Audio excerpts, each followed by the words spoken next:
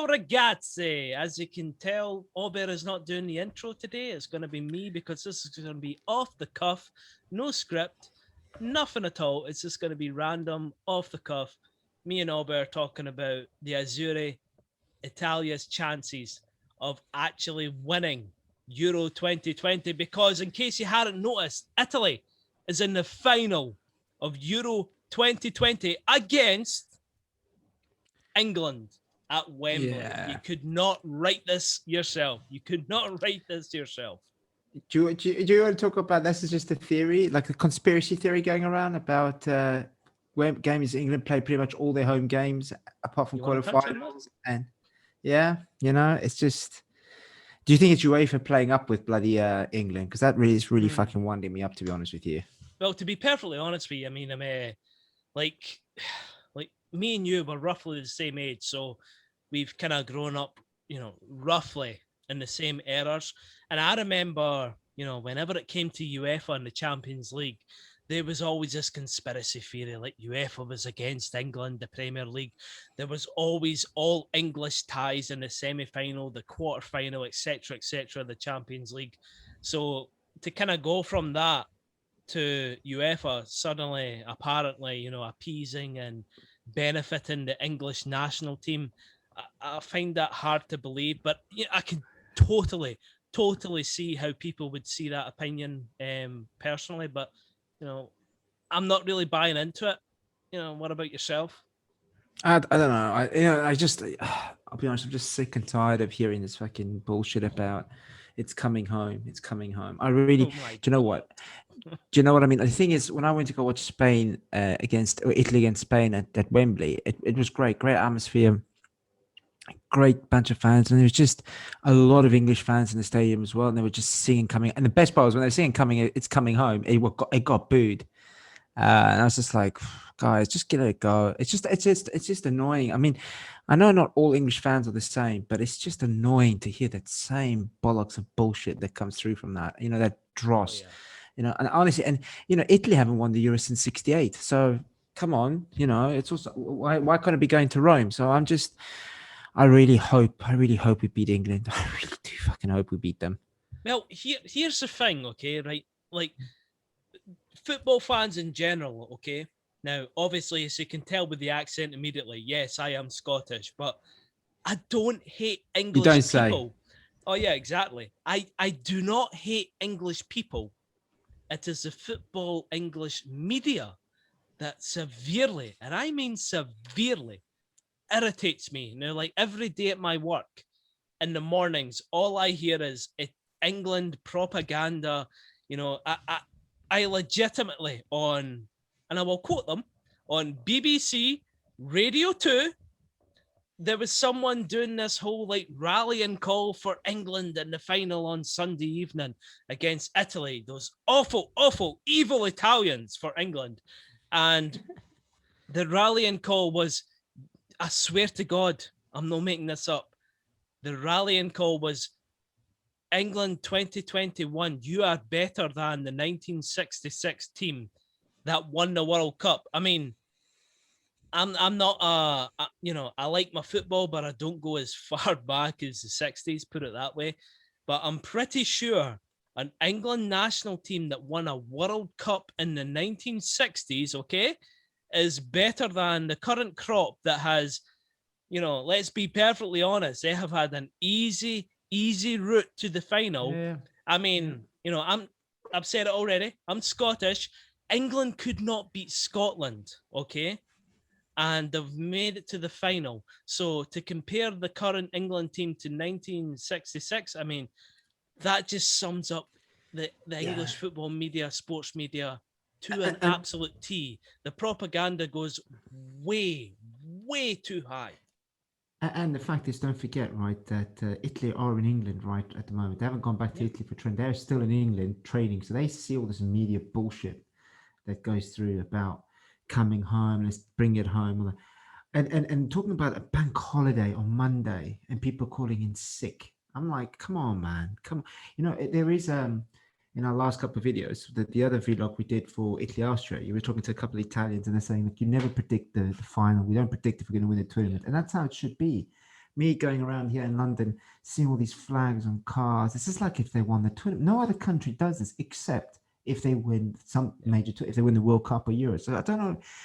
Look, don't get me wrong. I don't want to sound like a what you call it, a dampener on the party. But the thing is, it's just annoying, and it annoys everyone globally. This coming home bullshit. You could see it on the social media platforms.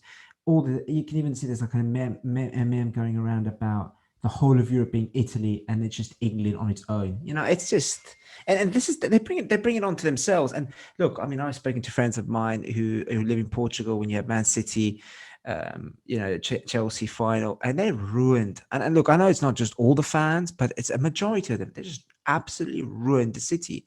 It's just the drinking and just the fight. I saw that against Italy, Spain. Nothing to do with them, and they were starting to pick fights with the Spanish supporters, Italian support, and they just kept on singing that bullfucking shit song coming home. It's just I've had enough.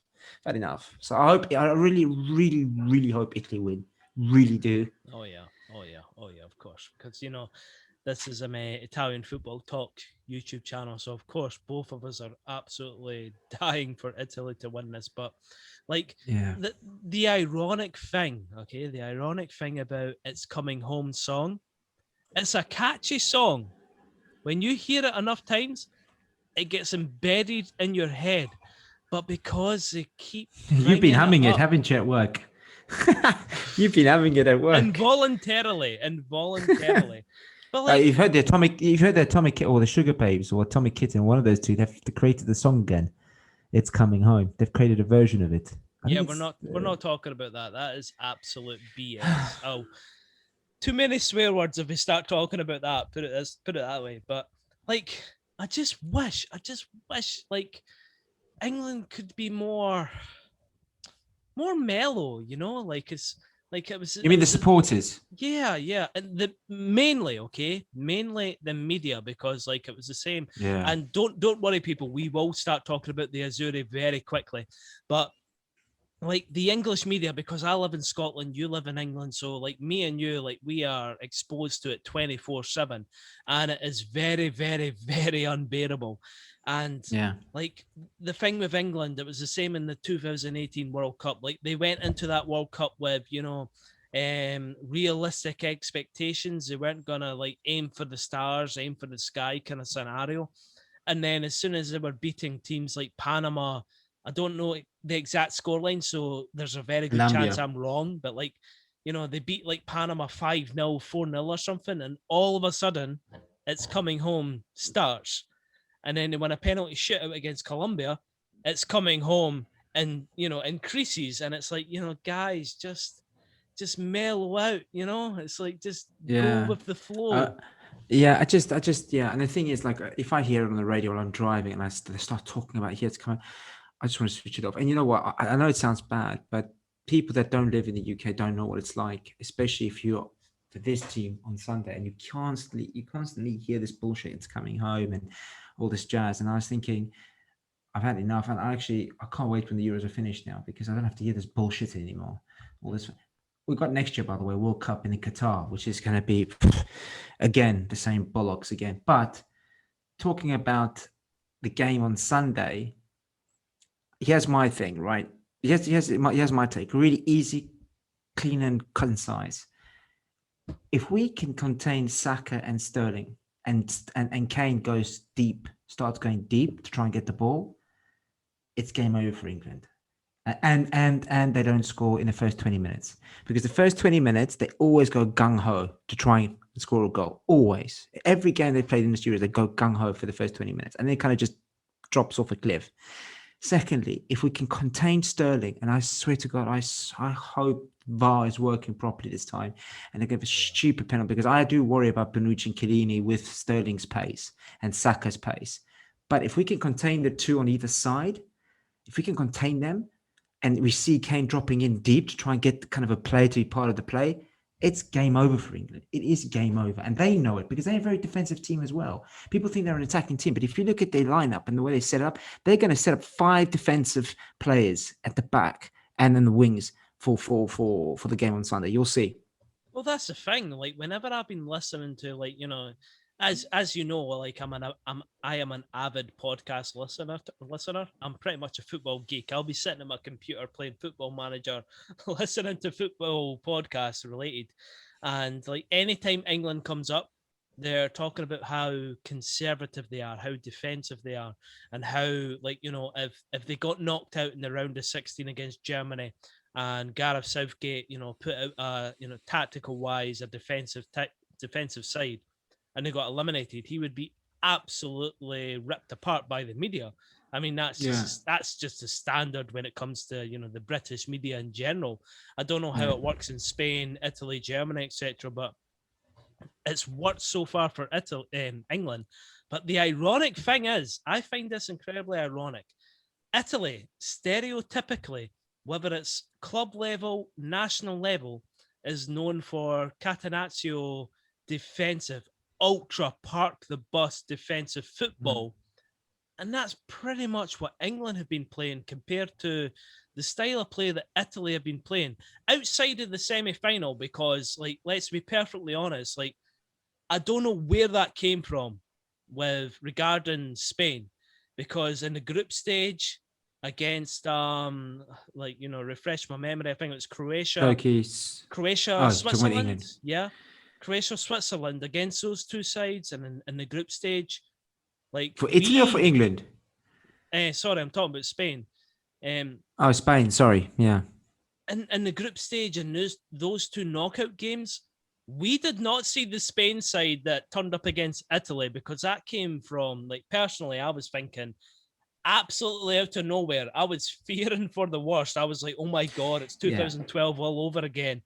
I thought when I saw that on the first half, I mean, there was an emotion. Like when I went to the stadium, I was super excited, really pumped. Semi-finals, here we go. Kick off, and then it just flatlined that first half. I thought, fuck, what's going on? I was thinking, shit, is this going to be Cardiff again? Is this going to be, 2012 again? Is this going to be again getting a spanking from Spain? And we were lucky. I'll tell you, we were lucky. Listen, we talk about England being lucky, but we were lucky as well, right? We got away with a couple of, stinkers from Spain. But sometimes you just need a bit of lady luck, You do need lady luck on your side. And look, how can I say this without coming across overconfident? But we've been tested with Spain. We've been tested by Belgium. People are saying, oh, Belgium are fucking number one in the world. Are you guys joking? Yeah. They're one of the best players in the world. The top striker in Serie A, Lukaku, who's proven both in Premiership and in Serie A. Look, we did away with a tough Austria team because that was the banana skin. So look, we did a banana skin. We did the number one, and we did the team that was the most unpredictable team. Which Spain will show up? The Spain of 2012 or the Spain of 2002, for example? It was 2012, and it was just shit. So physically, we are better prepared, I think, for England. But the only thing is keeping me back is the bloody playing at Wembley. That crowd is going to be capacity full, and that's going to be a major factor. But it'd be so sweet if we could beat England at Wembley. That would be so sweet. Wait for another 50 bloody years for another trophy and jog on. I would absolutely love that. It would just be perfect, absolutely perfect. But I mean, I'm not going to be going to the stadium because I refuse to pay the stupid amount of money, but B, I'll be at the refuge of my mate's house, just us barricading, keep our mouth shut. And if we win, well, we're going in our cars with our big flags, so we're going to cause chaos. But yeah, I am nervous. I've been nervous the last couple of days, so we'll see. Yeah, like the nervous factor that plays into it is like, England is playing at home. Yet a fucking game. They're playing at home.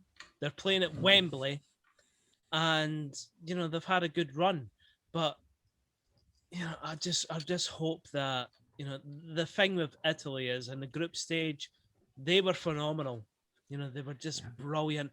Even the neutrals and non-Azzurri fans were talking about Italy like, wow. Especially after the Turkey game, they're like, wow, Italy didn't score one goal and start defending and, shut up shop. They went chasing more goals and they ended up winning 3-0. And then they won 3-0 again against Switzerland. Wow, this is so non-Italian. all the stereotypes that you've ever heard as your time as a Italian football fan or an Italian, and everything was just blown out the window. And then we get to the knockout stage, and you can look at it, from two different ways. The Austria game in round of 16, and you'll know better than me because I was watching on the television, whereas you were at the stadium, you have the full view. You can see whatever you want to see. But from my point of view, like, it was a typical underdog story where Austria were a very, very, very tough opponent and nearly became a potential banana slip, but the Azzurri pulled through it. The Azzurri won it. Now, when you look at France completely capitulated against Switzerland. No one saw that coming. The Netherlands completely capitulated against the Czech Republic. Again, no one saw that coming. So when you look at the round of 16, like, Italy overcame the unforeseeable odds, and the reward was Belgium in the quarterfinals. And from a neutral point of view, which obviously neither of us are, that was a phenomenal game of football to watch. Because it was end to end.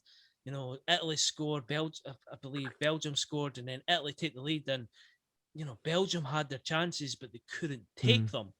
And then, just to, cap it off, the semi-final, it felt like we were back to square one against Austria.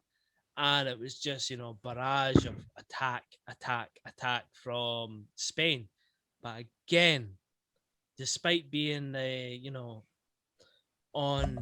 despite being supposedly the inferior team at the time, technical-wise anyway, Italy overcame the odds and won the game again. So that is in Italy's favour, but you just worry, what Italy are we going to see on Sunday? Yeah, and I think look, you need, like you said about England's road to the final. It's been lucky, right? The second round, it depleted Germany. I'm not being funny. A lot of teams could beat Germany with that kind of German squad that they had, and then you had Ukraine. I mean, look, we had Ukraine in 2006 World Cup quarterfinals, and it was a walkover for us as well, right? So, no surprise. Semis, Denmark. Okay, Denmark will look unison, but like Switzerland, they kind of flagged. Everyone was aware of them. Didn't catch anyone off guard. I mean, Switzerland. I was well confident that Switzerland would lose to Spain because Switzerland have pricked the ear. So Spain are aware. Look, they've knocked out France. They're danger. Same with Denmark. They lost. I think they lost. They lost the first two games and still managed to qualify. I think, or drew or lost or whatever, but they still managed to get to the semi-finals. And I look at that and people saying, two balls on the pitch, Sterling dive, and then you've got the green laser on Kasper Schmeichel's face. You think, fucking hell. I mean, you need a bit of luck, and they got lucky. And I remember the commentators saying, I'll take it. I'll take this. I'll take it. But if it goes the other way, oh, cheating scumbags. If Italy now get a soft penalty, oh, cheating diving scumbags. Yeah, what about that? And then people talk about the Lampard against Germany or Argentina Maradona. Yeah, but let's not talk about 66 where that golden cross the line. So, present. It's just, honestly, Graham, I am nervous because I won't be as nervous if they were playing in Germany or in France, the final, or Portugal, but they're playing at bloody way. This is the best chance England have got to win a major tournament. This is the chance for them. And that's the big thing for me. And I hope Italy don't do a club level Italian football. You know what I mean? Playing an English team and capitulate. I really hope not. Yeah. Well, I mean, I'd be very, very surprised if England come out all attacking, guns blazing, because that doesn't seem to be Gareth Southgate's but they will, though. I think they will. I think they will go. Sterling will be running at us. Saka will be running at us. You'll see. And they'll be like, oh, Sterling passes the ball across the box and Kane just didn't get the ball in enough time, right? It's just, I worry if I start seeing Sterling running into the box against Emerson or against Chiellini. I worry because, that's what I worry about. I don't give a shit. Listen, England, biggest weak point in their team is Pickford. He's dog shit. And I don't know why people rate this guy, but he is the weakest. And if he fluffs his lines, he doesn't know he kind of loses the plot. And that meat slab Maguire, he's not a quality defender. Come on, man. Even though we don't have outstanding strikers on our own, I'd expect Chiesa or Insigne to rip him apart. I expect that to see. I expect to see that. Well, let's have a wee quick conversation. So we'll go through the goalkeeper, defense, midfield, and attacking striker. Wingers, etc. And let's have a quick comparison between England and Italy, and we'll see what we think is the stronger parts of the team. So Mm. from the get go, let's start with the goalkeeper. I'm pretty sure both of us are going to see Donnarumma as a better goalkeeper, so that's 1-0 Yeah, Italy. yeah. Pickford is a liability for England. They know it. He's not a David Seaman, or Shilton. So yeah, he's a nobody. I can't see him. I think he's gonna make a mistake in the final. I think it's gonna cost the team. Hope so. Hope so. So we'll move on to the defense now. The centre backs, as things stand, we're talking about the current squads. We're not going to include Spinazzola because he's injured. Yeah. The defense centre backs definitely Italy, but the full backs I'm unsure about because like Emerson, Yeah. It's a real shame Spinner got injured because Emerson, again, I'll be honest with you, Di Lorenzo absolutely got battered against Belgium and got battered against Spain. And Emerson got a bit battered against Spain. And that worries me. Overrun. And that worries me. You guys probably couldn't see this on the live game. And watching football on TV and watching it live is, for me, it's different. It's oh yeah, complete. Spain, for example, had a wing back and a out wide player, almost like a forward. He was literally sitting on the outside the byline. You wouldn't see this, but they were both, two of them on either side, sitting like that and playing it wide all the time. And if I look at my wing backs, Di Lorenzo, he's been, for me, he's been awful for this tournament. I don't know. Is Florenzi back? I don't know what's going on with Florenzi. I think it's maybe a match fitness, niggling injury, something along those lines. But I mean, like, with Emerson, I mean, the guy was probably thinking to himself, I'm going to be a substitute backup at the best. And then, unfortunately, Spinazzola gets injured against Belgium, and, Italy's at the point they're currently at. But, like, it's crazy to think because I've seen a few comments like this on Twitter. Like, to think that a fullback has been injured and all of a sudden people are like, oh my God, that's Italy's game plan out the window. They don't have Spinazzola. He's so fundamental to the way they play. Now, take your mind back to 2006. Alessandro Nesta gets injured in, I believe, match day 2 or 3 Yeah. potentially in the group stage anyway. And that's Nesta. And he gets replaced by Materazzi. And, everyone knows the story with Materazzi. He goes on to Yeah. be playing a pivotal role, a massive, important role in the final. So, Yeah. Yeah, I agree. Yeah, but I think our weakness is the wing backs. I think compared to what England, the way England will attack us with Sterling and Saka, and I think that's about Chiellini and Bonucci, old school defend. They've been phenomenal in this tournament. Absolutely masterclass defend against Spain. I was privileged enough to see that masterclass, the art of defending, which is a term I've really hear nowadays because it's all about attack. But yeah, I think the weakest is Di Lorenzo. Out of Emerson, Di Lorenzo is just I worry about that guy. so we'll quickly move on to the midfield now. For the midfield, for me, like I know, especially in the English media, there's a lot of talk about, Mount, Rice, etc., Grealish. For me, Italy's still got the better midfield. I mean, Barella to me.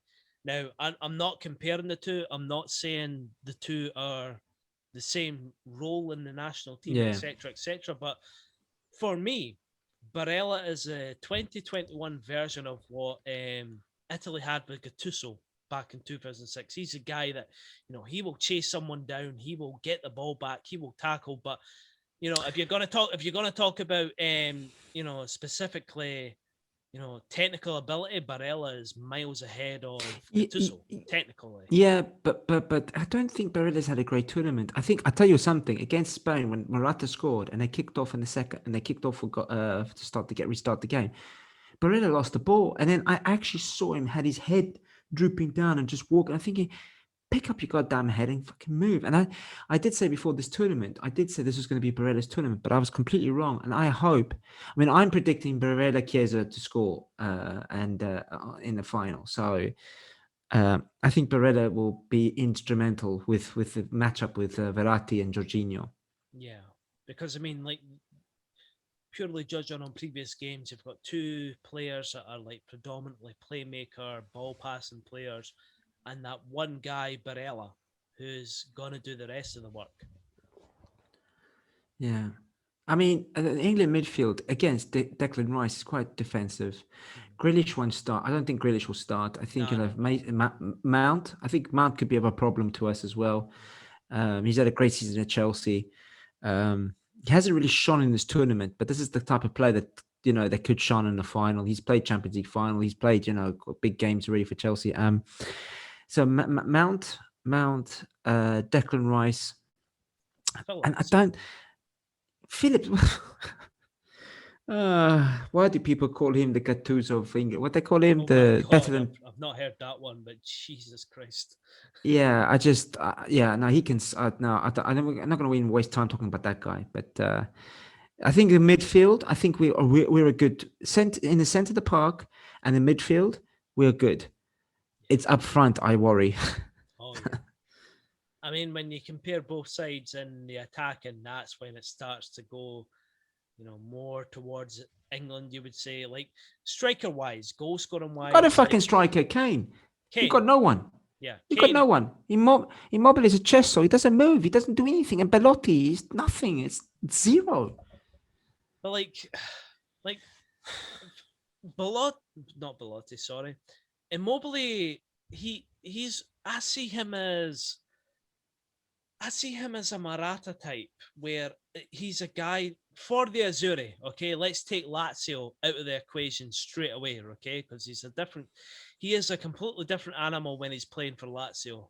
Just look at the goal scoring record for Lazio. But yeah, for Italy, I see him as a Maratta type. He's a guy that's going to create space for other people to capitalize on. He's not going to be a guy that is going to go up front. He's going to try and score. He's going to score the match-winning goal. He's the guy that he'll pull a defender out of space, and you'll have a Chiesa or an Insigne or someone else, get into that space and potentially score. But when you compare him to Kane, like, there's only one winner, and unfortunately for the Italian fans, that's Kane. And if you look at Kane up front, he's got the support of Saka. Saka has been a bit of a kind of a real kind of surprise for me for the England squad, because he has played well for Arsenal, but not. I wouldn't think he'd be like, oh, he's the man, But he's proven himself worth it at the Euros. Sterling's been dangerous. He's had a mediocre season at Man City. A lot of the English fans are giving him stick, but he's kept the mouth shut and he's scored goals. He's created chances. It's him. He is the danger man. And, if you have, for us, Chiesa, he's our danger. He will start now because he's on fire. And I think Mancini would be suicidal not to start Chiesa. Chiesa and Insigne, and that's it. And then we have, do you know what I reckon? Screw Immobile, screw Belotti. Why don't you put Berardi? Just put Berardi. Why not? What do we have to lose? I can't see Mancini changing his front three. The thing is, though, you think about it, right? Look, Maguire's a meat slab, and you've got Josh Dunn, another. Okay, he's actually quite an eloquent defender, but Maguire and Josh Dunn will just outmuscle Immobile, and that was happening with Spain. He kept getting in there, couldn't turn. He could never turn. It's always passing it back, and that was the point. What is the point if you can't turn on your defender? So, like Lukaku does. So. You know what? I think we should do a Spain and we shouldn't play any strikers and just have Berardi, Chiesa, and have Insigne, and then just play the ball out wide, 1-2 touch pass, and because I think the English defense is susceptible to that attack. Luke Shaw is a wardrobe on wheels. I mean, the guy is not class, man. And who's the other side for Kyle Walker? Man, he's finished, man. So they can be done. as long as we look, as long as we don't concede in the first 20 minutes and we don't do stupid passes or stupid mistakes that cost us, like a stupid tackle by Chiellini on Sterling on the edge of the box that causes some cause of the problem, right? If we keep it tight and we keep old school, lock-in Italian defending, kind of like you cannot break this wall, I tell you, we will win that game. We will win that game from the back, not from the front, from the back. And that's how we're going to win this game. But yeah, just please let us win, man. Please, man. I just want us to win. I just feel so anxious. I've never felt so anxious like this in years. Maybe the last time I felt this anxious was maybe Cardiff. 94. No, 94. Yeah, it's just the same. I haven't, like the last 3 days, I've just haven't, since England have qualified, I have been really, of course, about social media, but I've just really been quiet. I've just really been, if I'm in the car and I hear we're coming up, change that. If I hear them talk about, change it. TV, change it. I've just been really anxious the last few days, and it's getting more and more. It's building up. Oh gosh, man, can we win? I really just want us to win, man. So desperately us to win. This is a good chance for us to win, by the way, because we're not playing top Spain and we're not playing top France. It's England, for Christ's sake. It's England. It's not. I can't. Can you imagine if we lose to a team that had Maguire, Pickford, Luke Shaw, and who's that guy, Phillips, whatever his name, that plonker? Yeah. How could we lose to a team like that? And Declan Rice. I mean, don't get me wrong. If we had lost to an England team like Beckham, Lampard, Scholes, the golden generation with Rio Ferdinand, John Terry, Ashley Cole, okay, David Seaman, that's a quality team, But to lose to this team, and Gareth Southgate, fuck off, honestly. It's going to hurt. So, yeah, I'm nervous because I've said it already. I'm in Scotland. You're in England. If England win this, neither of us will hear the end of it. And to make it even worse, it's against your national team. It's against my favourite national team. And it's your national team. Ever hear the end of it. It's not like 2004, the 2-2 between Sweden and Denmark. You only ever hear about that when you're listening to something Italy related, or South Korea 2002. You don't hear that constantly, but if England are involved and England win something, win an actual trophy, if you're based in the UK, you do not ever hear the end of that. And I do not want to put up with that every single day of the year. To be honest with you, I don't envy the Italian tifosi going to watch Italy-England at Wembley, because one, if they win Italy and they walk out, you get the stupid drunk people who cause chaos, right? So you can't really enjoy yourself because you probably have guards around you and you have security and that. So you can't feel comfortable. That's the kind of atmosphere you find yourself in. Two, if you lose, you'll just get absolutely battered and bad. When you walk out the stadium, it's awful to get out the stadium as well, because they channel you one avenue only. Yeah, I don't envy the Italians going, or any of the local people here in England going to Italy to go watch the Italy game. But yeah, I'm nervous because of I wouldn't be as nervous if they were playing in, like I said, in Germany or Portugal, France, anywhere but Wembley. So yeah, and like you said, you'll never hear the end of it. So yeah, come on, man, please, please. I hope in the first half we come up 2-0 Italy. England will score maybe in the 70th minute, Mount or Sterling, and that's it. We win 2-1, and it's going to Rome. It ain't going to home.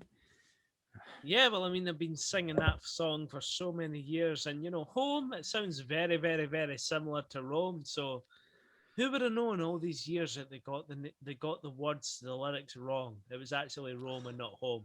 Fingers crossed. Fingers crossed. I'm not going to be tempted fate and saying Italy's definitely going to win, but that's actually my prediction that you said. A 2-1 Italy win. That is going to be I won't.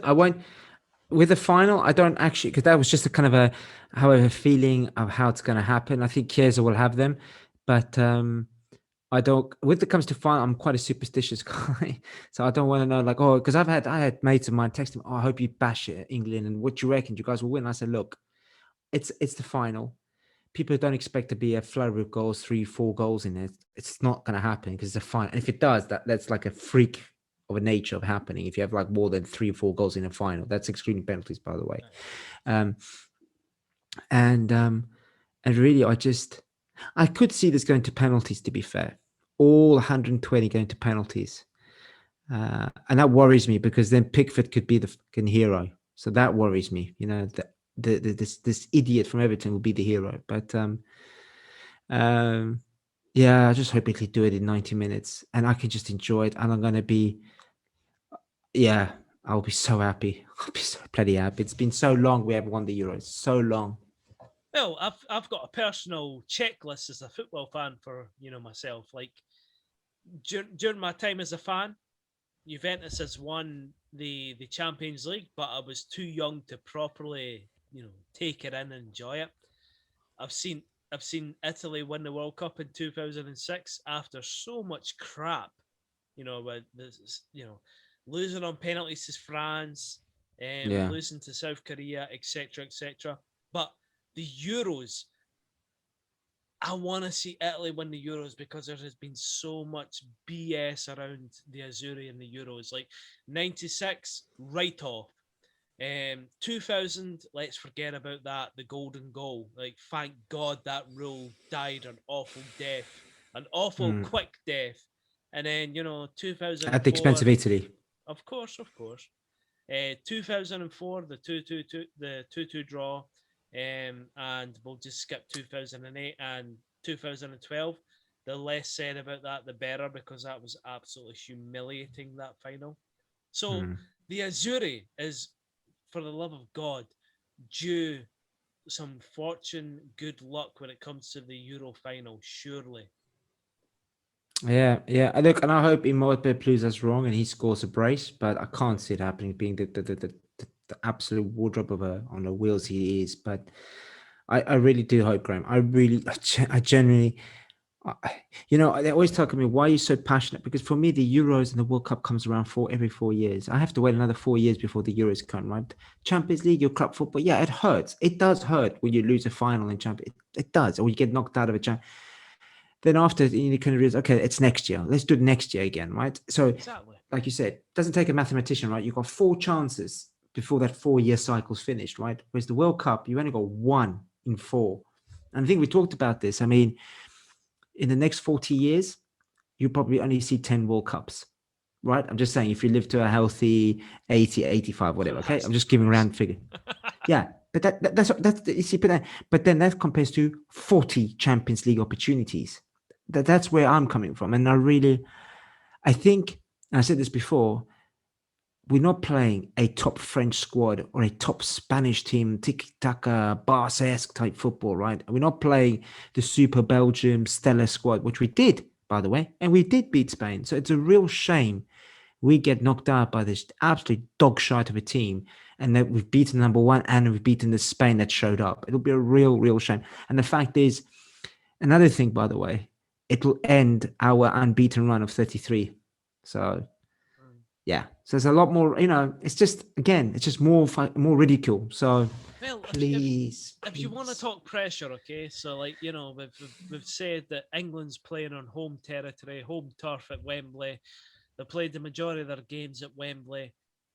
They're in the final.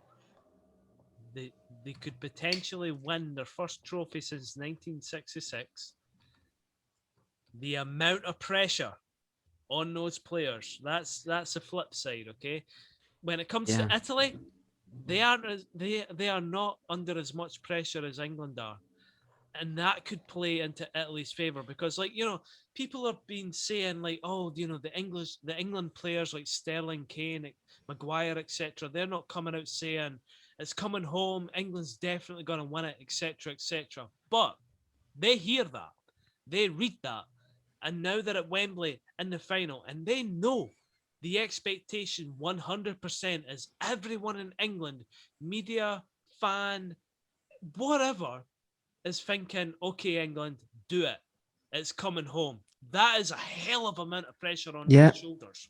Yeah, you're absolutely spot on, and that's why if Italy can hold England to a 0-0 at the first 20 minutes and get a goal in, that atmosphere will just flop. It will just sink, and then they will start feeling the pressure, and they will make stupid mistakes, bad passes, rushed passes, long balls. That's the kind of stuff we can feast on and really build from, right? So please 0-0 first 20 minutes, and the one we go in the lead, and that atmosphere will just sink like a big sand pit, like sand, whatever you call it, sinking sand, just and it'll, like you said, it'll manifest. And 70th minute, shit, it's still 1-0. Come on, you got the fans. This is too much, and then kind of the breakdown of the pressure mentally. It's yeah.